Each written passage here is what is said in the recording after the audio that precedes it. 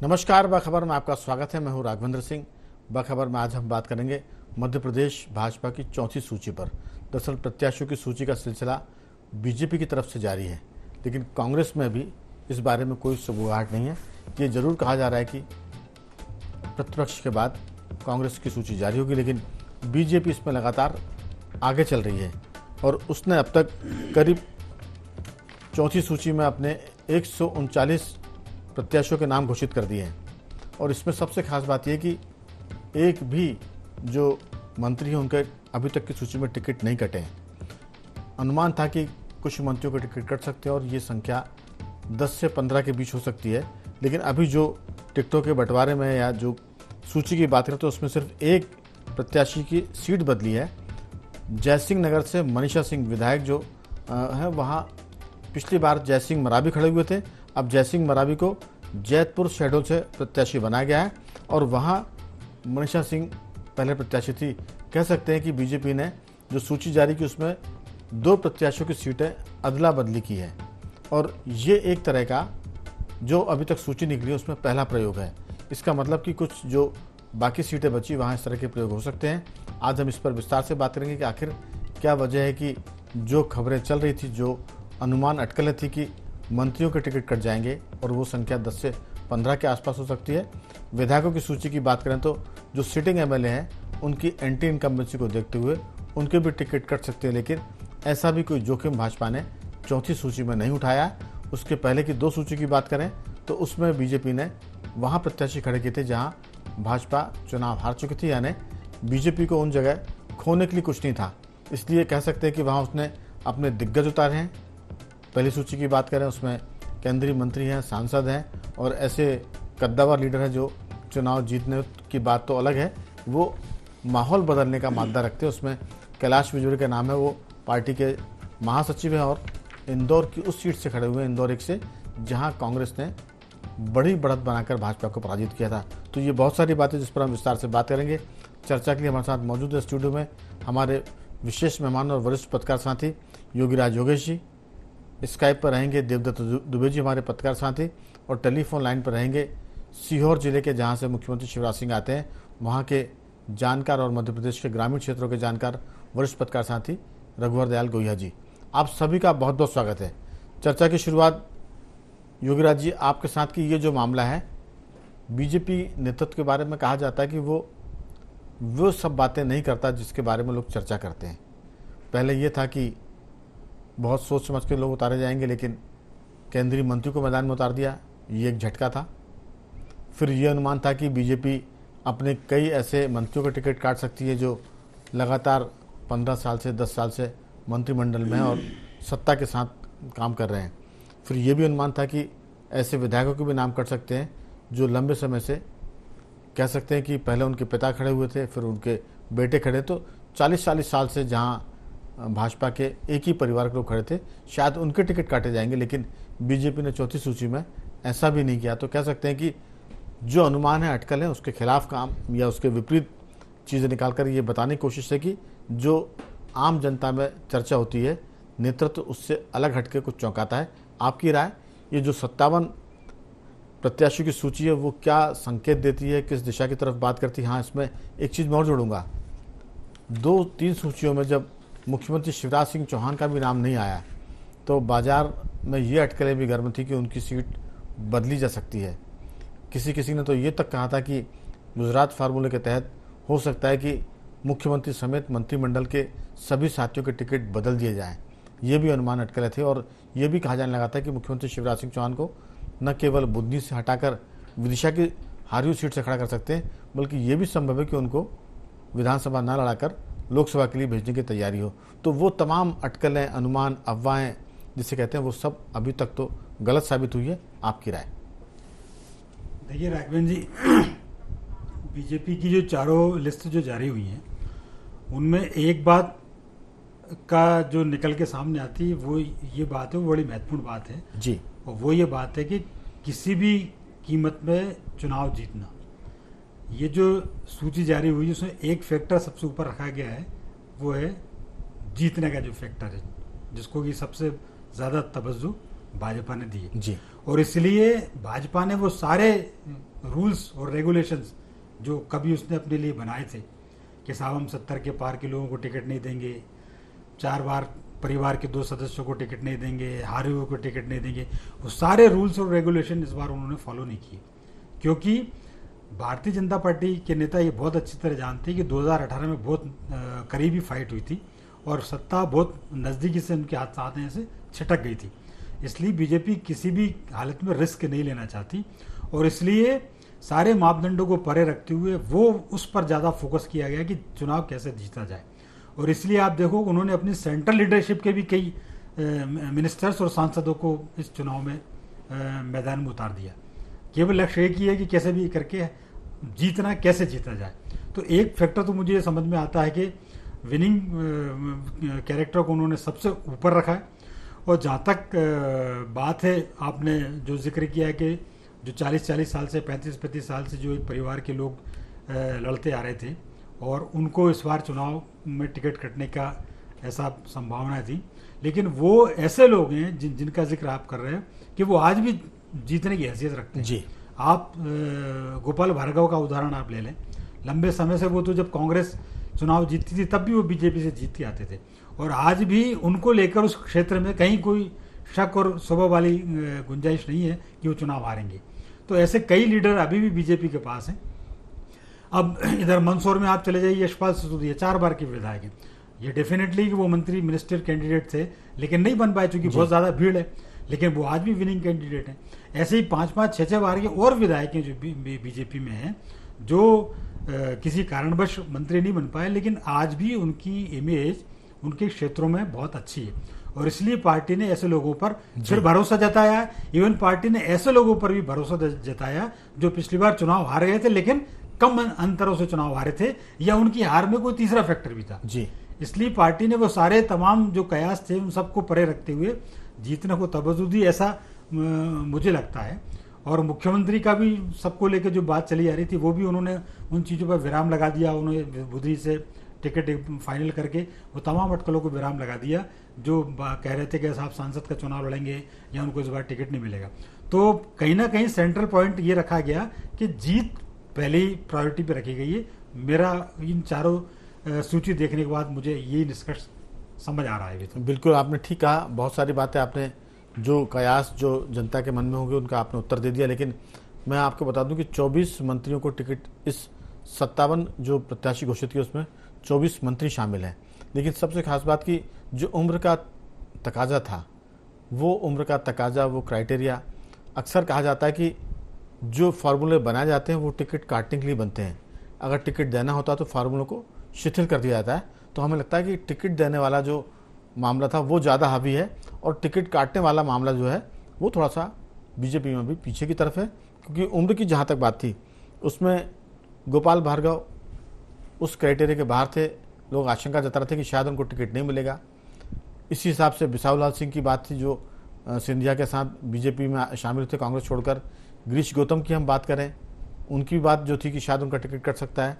इसके अलावा अजय बिश्नोई जो थोड़ा सरकार के खिलाफ मुखर थे, उनके बागी तेवर थे, उनको भी पार्टी ने टिकट दिया और उन पर भरोसा जताया। तो ये बहुत सारी बातें जिस पर हम बात करेंगे, क्योंकि 3 पहले की सूची अगर जो हो 39 और उसके बाद एक अकेली सूची निकाली गई थी मनमोहन शाह भट्टी की, जो लड़की है मोनिका भट्टी, उसको उन्होंने टिकट दिया था। उसमें सिर्फ सिंगल नाम था। लेकिन जहाँ तक टिकटों की बात है, हमें लगता है कि जो आखिरी अब जो सीटें मेरे बची वो 94 हैं।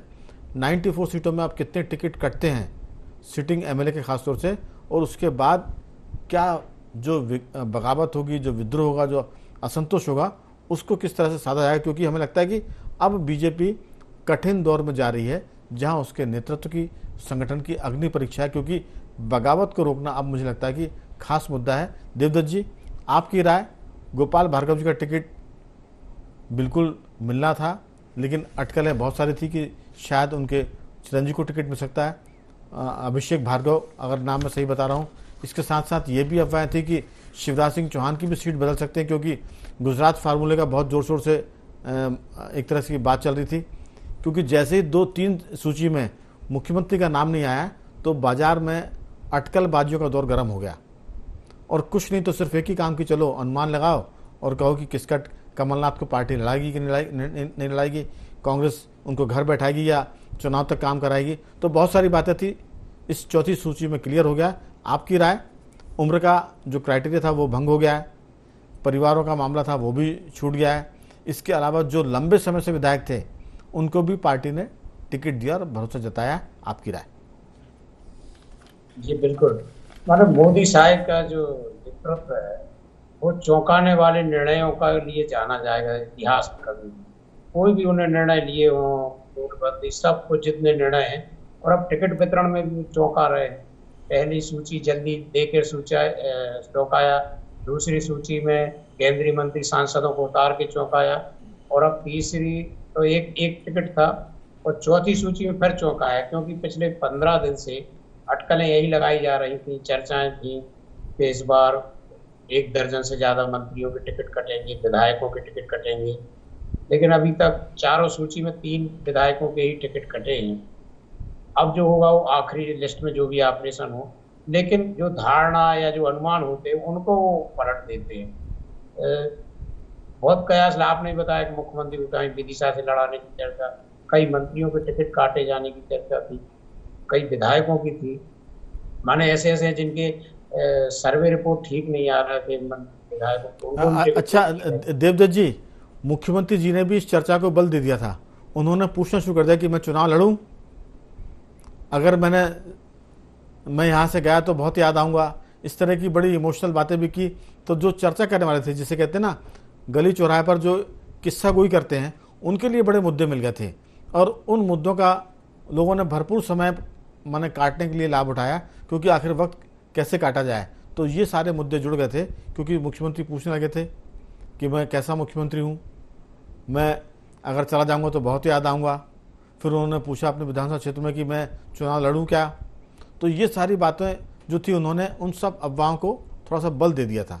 जी बिल्कुल, और पहली और दूसरी सूची के बाद 1 दर्जन से ज़्यादा सीटों पर विरोध भी हो रहा था, और ये जो सूची आई है इसमें जहाँ भी टिकट कटता वहाँ विरोध होता था, क्योंकि 3-3, 4-4 बार के विधायक, मंत्री, और जो इन लोगों ने पिछले 6 महीने सर्वे की बात चल रही थी कि सर्वे के आधार पर टिकट कटेगा, किसी ने 1 साल और 6 महीने में बहुत मेहनत की है, बहुत संपर्क, मैं कहता हूँ कई लोगों ने बहुत गिफ्ट बांटी है, उन्होंने अपनी स्थिति भी सुधारी है।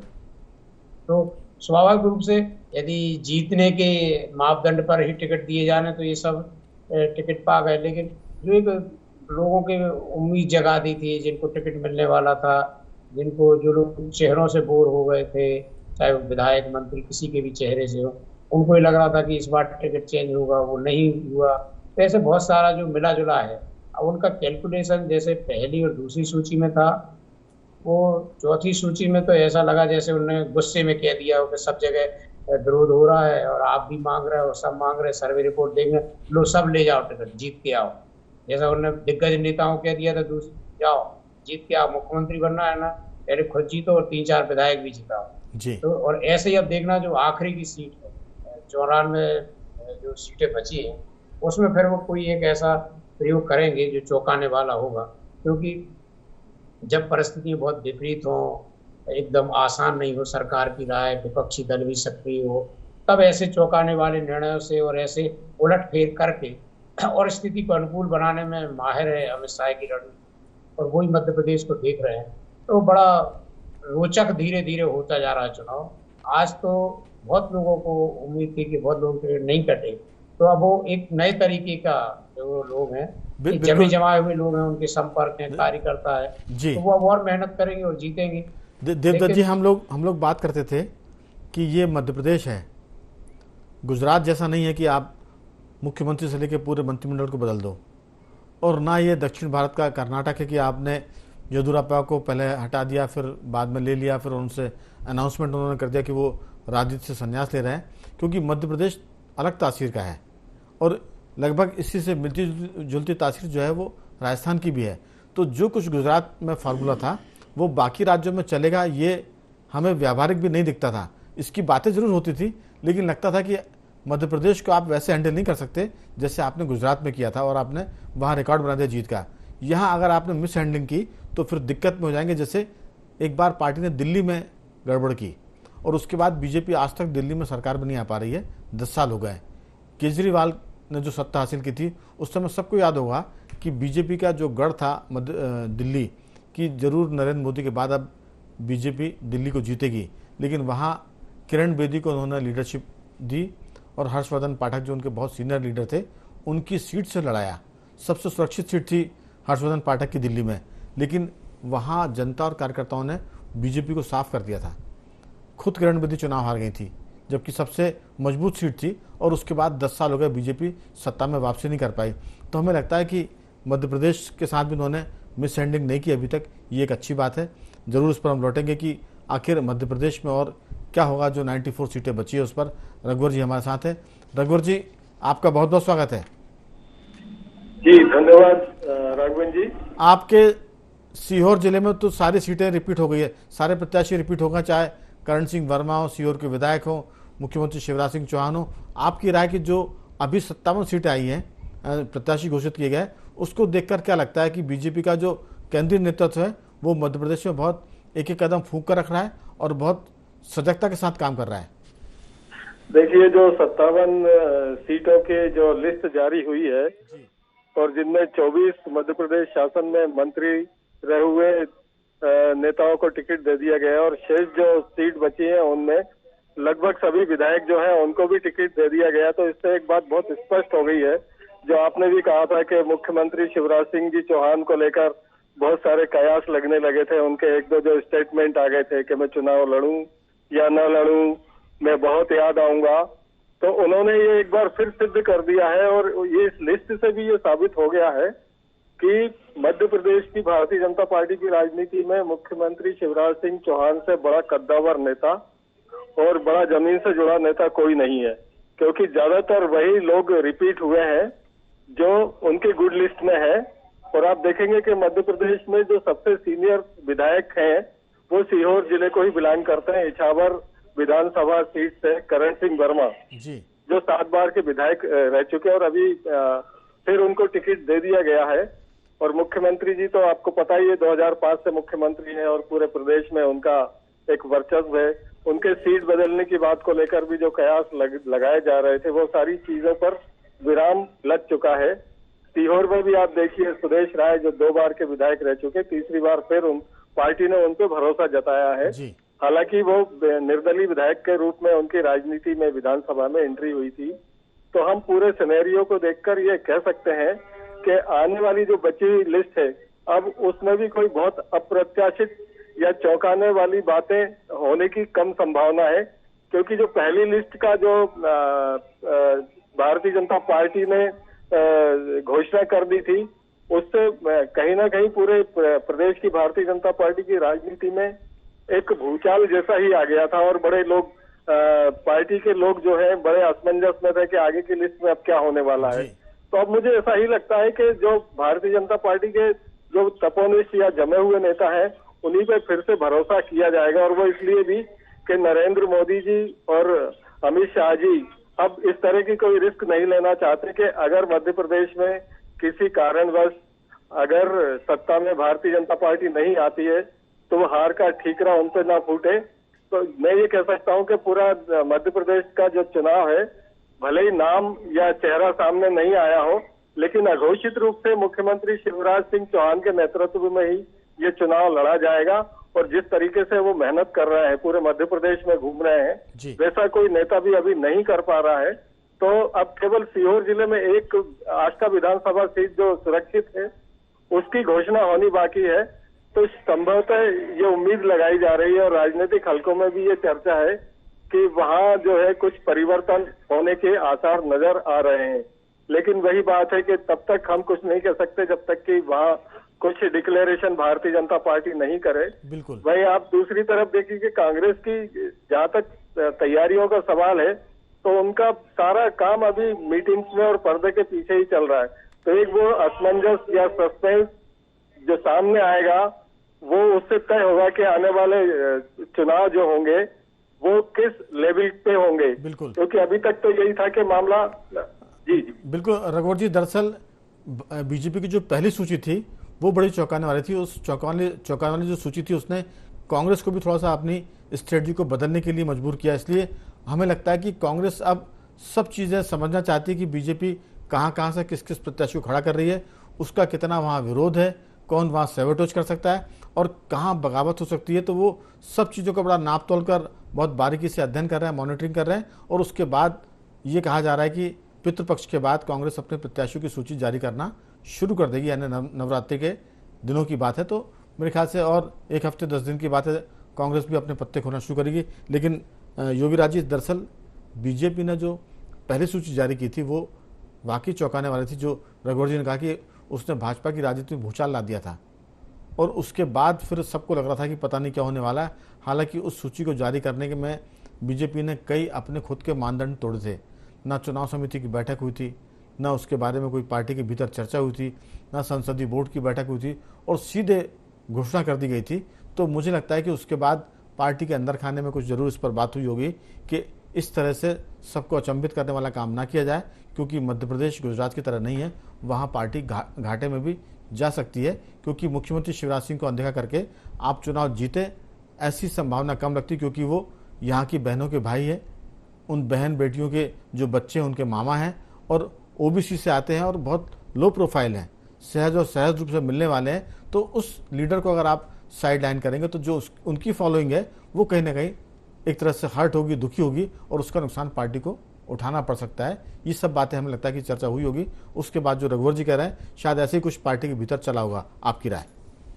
नहीं, ये भी एक संभावना, इससे कोई इनकार नहीं किया जा सकता, क्योंकि मध्य प्रदेश में इसमें कोई संदेह नहीं कि शिवराज सिंह से बड़ा नेता न भाजपा के पास है ना कांग्रेस के पास है, क्योंकि वो इतने लोकप्रिय हैं और लोगों में बहुत आसानी से घुलने मिलने वाले नेता हैं जी। तो निश्चित तौर पर उनको इग्नोर करके चुनाव लड़ा ही नहीं जा सकता। और अभी भी ये जो 5-6 महीनों में जो बीजेपी के पक्ष में जो थोड़ी बहुत लहर बनाई है, जो माहौल बनाया, वो शिवराज सिंह के बूते की बस की बात थी कि उन्होंने, चाहे वो लाडली बहना स्कीम हो, 1500 रुपये वाली योजना हो, गैस सिलेंडर के दाम कम करने वाली बातें हों, सारी वो चीज़ें उन्होंने की। बिल्कुल। इवन चाहे कर्मचारी ले लो, चाहे तमाम सेक्टर ले लो। तो कह सकते हैं कि अभी बीजेपी के पास जो तुरुप के रूप में है वो एक तरह से शिवराज सिंह चौहान और भाजपा का संगठन है। समय की कमी है। देवदत्त जी, आपकी इस पूरे मामले में बनाया कि अभी तक कहा जा रहा था कि शिवराज सिंह को साइडलाइन करके या उनकी जो टीम है उसको थोड़ा सा दरकिनार करके नए चेहरे लाने की बात होगी, लेकिन जो चौथी सूची आई है उससे तो लग रहा है कि जो पुराने लोग हैं वो उनका पत्ता काटना मुश्किल है। और बीजेपी चाहती है कि अभी तो हम चुनाव जीते, उसके बाद जो कुछ करना होगा, बदलाव करना होगा, वो बाद में देखेंगे। अभी चुनाव जीतना पहला लक्ष्य है। आपकी संक्षेप में राय? बिल्कुल, जिस तरह से 2 सूचियों के बाद 1 दर्जन से ज्यादा सीटों पर विरोध हुआ, उसके बाद उन्होंने इस चौथी सूची में ऐसी सभी लोगों को टिकट भेज दिया जहां विरोध हो सकता था या जिनके टिकट काटने से भी पार्टी हार सकती थी। कई लोग ऐसे हैं कि जो स्वयं ना जीत रहे हो लेकिन टिकट काट रहे तो और भी जीतने की संभावनाएं समाप्त हो गई। यानी विधायक जो लंबे समय से वो भले ही चुनाव ना जीते लेकिन हराने का मादा तो रखते हैं, तो बीजेपी ने वो जोखिम इस बार नहीं लिया है। जी, तो इसी आधार पर उन्होंने सूची में, और एक तरह से जो शिवराज सिंह के बारे में अटकलें लगाई जा रही थी कि उनको सीट भी बदल सकते, उनके लोगों को टिकट कट सकते, या फिर उनके 24 मंत्रियों को टिकट मिल गए, उनके विधायकों को टिकट मिल गए, उनकी खुद की सीट बुधनी से उन्हें टिकट दे दिया गया है। तो मुद्दा नहीं छोड़ रहे हैं वो बिल्कुल सरकार का। हर सूची में वो जीत की राह तलाश रहे हैं। ठीक, रघुवर जी, आपकी अंतिम टिप्पणी इस पर बहुत संक्षेप में। जी, रिपीट कीजिए प्लीज। हेलो। हाँ जी, आपकी आवाज आ रही है? नहीं, आप सवाल रिपीट कीजिए। नहीं, मैंने कहा आपकी अंतिम टिप्पणी इस पर, क्योंकि समय की कमी है। देखिए, आने वाला जो समय है चुनाव के को लेकर यदि हम बात करें तो बड़े कश्मकशपूर्ण चुनाव होंगे और साम दाम दंड भेद तमाम प्रकार की जो राजनीति की चालें हैं वो चली जाएंगी।